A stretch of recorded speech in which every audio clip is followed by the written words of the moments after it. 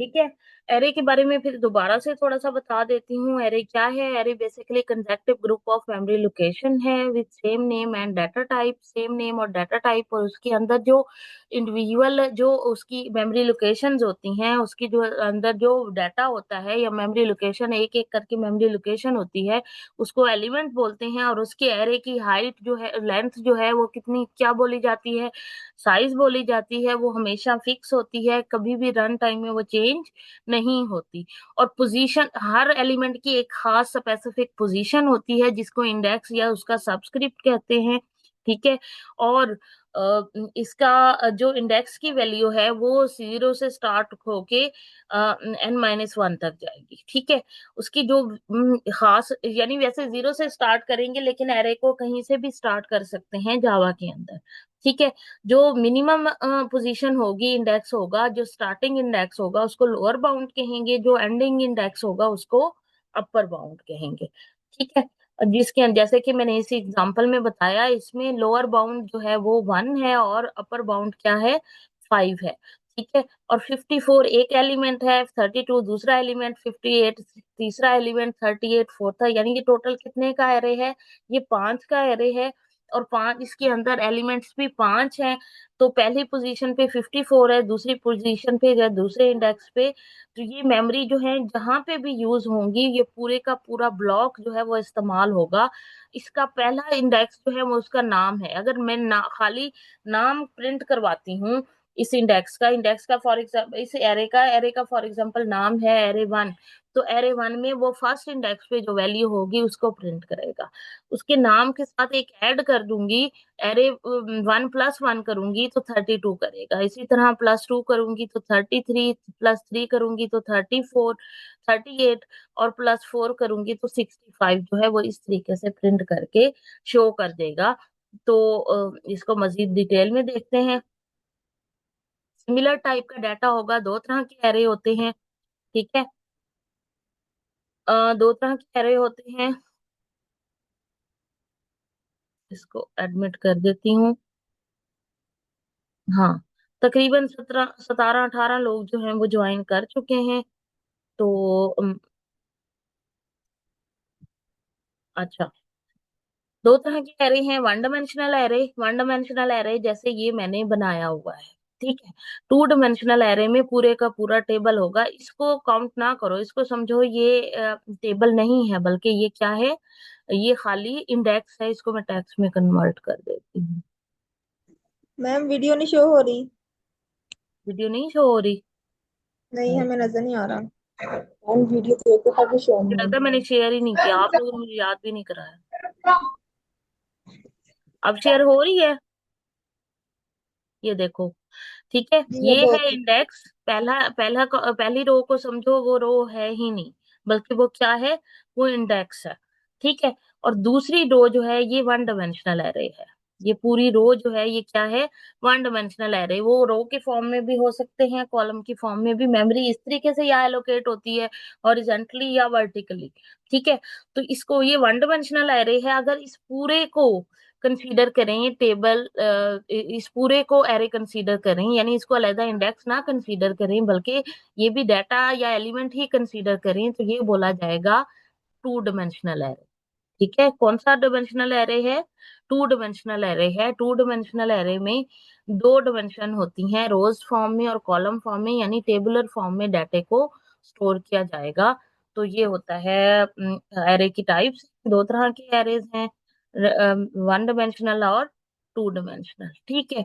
अब एरे का नाम जो है, या एरे को डिक्लेयर कैसे किया जाता है जावा के अंदर, तो उसमें ये इस तरीके से एरे को डिक्लेयर किया जाता है। ये देखो। ठीक है। क्या लिखा जाता है? एरे का नेम लिखा जाता है, इज इक्वल टू न्यू में जाके उसकी डाटा टाइप लिखी जाएगी, और डाटा टाइप के अंदर एनी नंबर ऑफ एलिमेंट्स लिखे जाएंगे। नजर आ रहा है आप लोगों को अब? Yes ma'am. मैं येलो कर देती हूँ ताकि लाइट, ये देखो। ठीक है। एरे का नेम दिया जाएगा, इज इक्वल टू न्यू करके। न्यू किस लिए यूज करते हैं हम? मेमोरी को एलोकेट कराने के लिए, ऐसे ही है ना? मेमोरी को एलोकेट कराने के लिए, और साथ में आगे डाटा टाइप देंगे। ठीक है, यहाँ पे टाइप दिया जाएगा, एरे का नेम दिया जाएगा, और न्यू डाटा टाइप में। ठीक है, एरे का नेम जो है वो जो वेरिएबल का नेम रखते हैं सेम उसी फॉर्म में रख सकते हैं।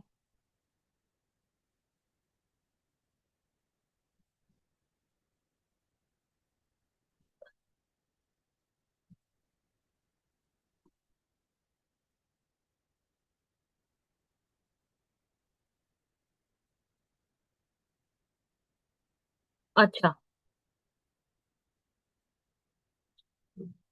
अब उसके बाद ये देखो, ये इसने एरे को डिक्लेयर किया हुआ है। मैं एक एग्जांपल दिखाती हूँ आपको।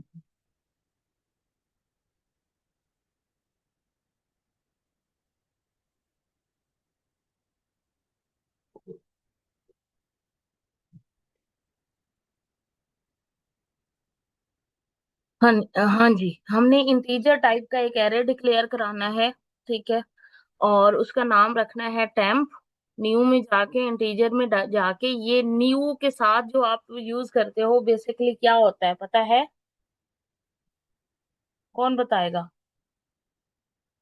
न्यू के साथ मैंने बहुत दफा पढ़ाया भी है, आप लोगों को बताया भी है। Constructor ma'am. जी, कंस्ट्रक्टर। किसने जवाब दिया है? बुशरा।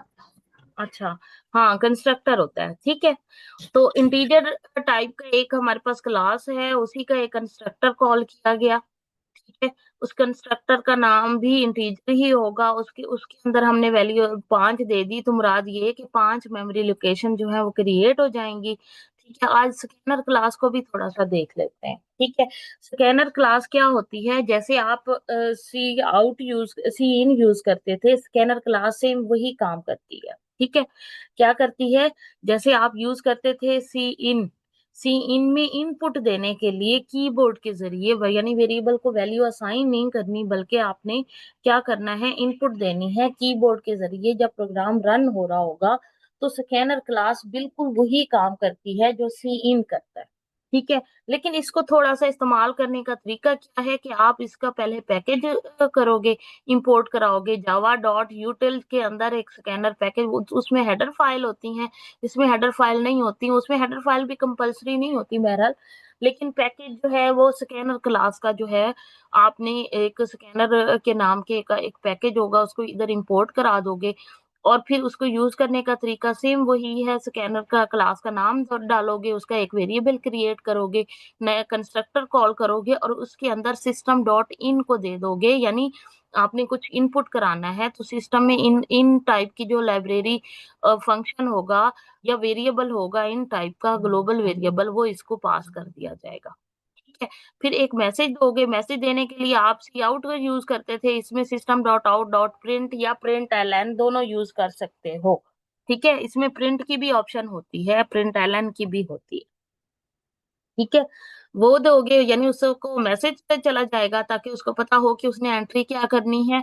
और टेम्प में, यानी टेम्प नाम का मैंने क्या क्रिएट किया, एरे क्रिएट किया, उसकी 0 लोकेशन पे मैं इसके 1 लोकेशन भी स्टार्ट कर सकती हूँ, ये ध्यान में रखना। 0 लोकेशन पे मैंने जो ऑब्जेक्ट क्रिएट किया था किस नाम का, SCN के नाम का, डॉट नेक्स्ट इंट।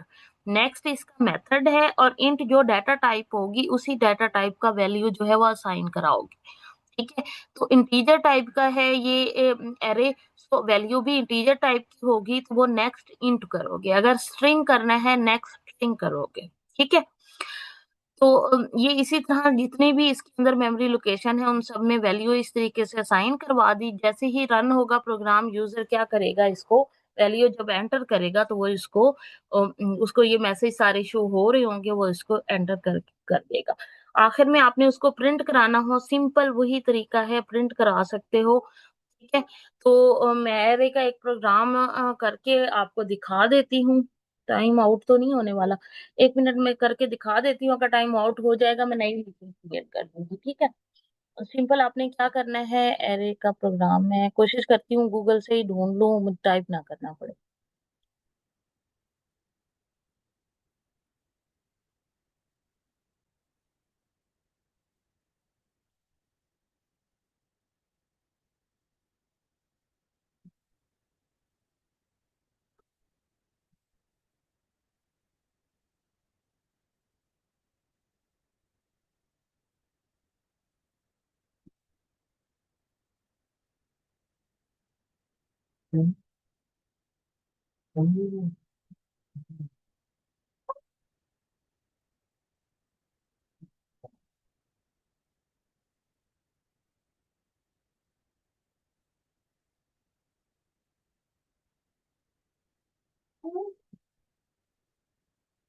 के कोड को मैंने कॉपी कर लिया। यहाँ पे ऑनलाइन कंपाइलर भी इसके मौजूद होते हैं। आप ऑनलाइन कंपाइलिंग में भी, जैसे प्रोग्रामीज का अपना है, प्रोग्रामीज में मैं यहाँ पे इनकी कर सकती हूँ। ठीक है, यहाँ पे एग्जांपल्स दी होगी, इनको एक्सेस करके ये कोड को रन कर सकते हैं। ठीक है, तो ऑनलाइन भी किया जा सकता है, वैसे भी किया जा सकता है। इस कोड को रन करना हो, रन कोड पे क्लिक करूंगी, इधर से भी डायरेक्ट आप कोड को रन कर सकते हो। ठीक है, ये देखो मेन क्लास है, उसमें उसने अभी वैल्यू सिर्फ असाइन करवाई हुई है। इस तरीके से वैल्यू को असाइन भी करवा सकते हैं, यानी आप चाहते हो वेरिएबल की तरह ना करो बल्कि डायरेक्ट इनिशियलाइज कर दो, तो इस तरीके से भी इसकी वैल्यू को असाइन किया जा सकता है। ठीक है, ये देखो 12 4 5 जो है वो उसको असाइन हो गई है।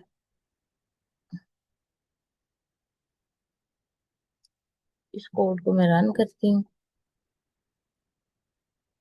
ये देखो यहाँ पे वो मैसेज दे रहा है। ठीक है, यानी इसमें स्कैनर क्लास को इस्तेमाल किया हुआ है। कैसे, पहले कोड देख लो। स्कैनर, स्कैनर के नाम का एक वेरिएबल आपने क्रिएट किया, एक ऑब्जेक्ट क्रिएट किया और सिस्टम डॉट इन किया।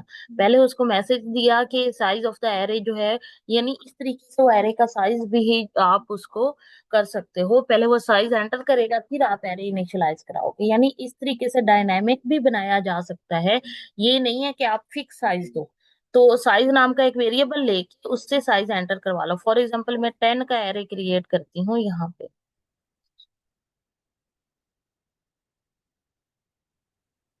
ये 10 का मैंने एरे क्रिएट किया, तो उसने इसका साइज कितना कर दिया, 10 कर दिया। ठीक है, अब उसने एलिमेंट 1 की लूप के अंदर ही उसने एलिमेंट की एंट्री करवाई है। जैसे आप लोग लूप के अंदर यूज करते थे, सेम इसमें उसी तरीके से लूप के अंदर यूज कर सकते हो। तो एलिमेंट 1 की वैल्यू फॉर एग्जांपल मैंने एंटर की 70, यहाँ पे ही करूँ। एलिमेंट 1 की वैल्यू मैंने एंटर की 76, तो 1 पे वो 76 आ जाएगा। 2 की वैल्यू एंटर की 67, 98, 9, 56, 54, 73, 24, 10, 9। ठीक है, ये टोटल एलिमेंट की वैल्यू मैंने एंटर की, तो ये यहाँ पे ले रहा है इनपुट, और नीचे क्या कर रहा है, वो आउटपुट शो कर रहा है। उसके लिए भी उसने लूप का इस्तेमाल किया है।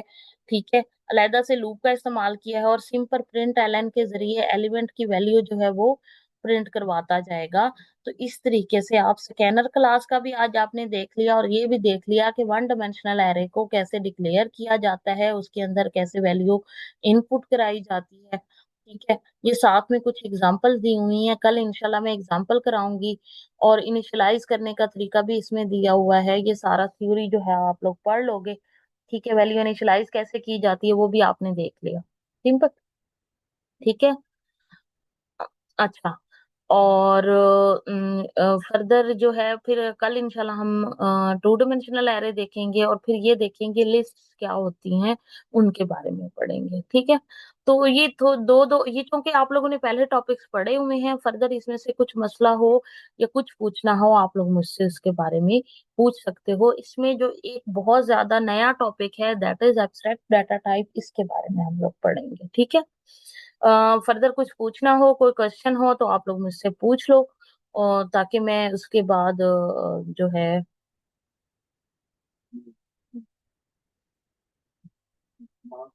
कुछ पूछना है बच्चे, जल्दी से मुझे रिस्पॉन्स करो, जल्दी से, हरी अप। कोई भी क्वेश्चन हो आप मुझसे अभी पूछ सकते हो। हो सही, आप लोग इधर चले तो नहीं गए हो? जी मैम इधर ही है। जी मैम यही है। कितने लोग हैं अब इस टाइम मीटिंग में? 20 मैम लोग? 20 है। 20 नहीं होंगे, ज्यादा होंगे, 2 लोग इकट्ठे जो हैं वो। और चैट में कितने लोगों ने अटेंडेंस बोल दी अपनी? जिन जिन बच्चों ने चैट में। नहीं बोली, जल्दी से चैट के अंदर अपनी अटेंडेंस जो है वो बोल दें, रोल नंबर और नेम के साथ। रोल नंबर भी खाली दे लिखते जाओ तो और ठीक है। और जल्दी से आप मुझे ना, यानी मुझे, मेरे पास अब 22 बच्चों की सिर्फ, क्योंकि दो बहनें भी है ना, तो उन लोगों की सिर्फ जो है लिस्ट। वो होनी चाहिए मेरे पास अटेंडेंस। मैम 282 और 283 भी। ठीक है, देते जाओ ना, इधर देते जाओ, मैम अटेंडेंस लगाते जाओ। मैम 9 चैप्टर का पीडीएफ है आपके पास? हाँ मेरे पास ये पीडीएफ, जो टॉपिक इम्पोर्टेंट है उसके पीडीएफ मैंने मंगवा लिए थे, मेरे मुझे भी बुक नहीं मिल रही, पता नहीं मेरी बुक कहाँ चली गई। मैम काइंडली आप शेयर कर देंगे हम ग्रुप में? मैं शेयर कर दूंगी ग्रुप में, ओके मैम, थैंक यू। मैं शेयर कर दूंगी। Okay ma'am. उसके अलावा भी मैम टू विकी, सेवेंटी नाइन वाला नंबर। 279 बचे इधर, लिख दो ना चैट में, साथ दिया हो ना, 279। जी। Yes ma'am. ठीक है, बाकी अब मैं बंद करने लगी हूँ, आप लोग या अटेंडेंस यहीं पे रखवा के फिर बंद करते हैं, खुद ब खुद बंद हो जाएगी। Okay ma'am.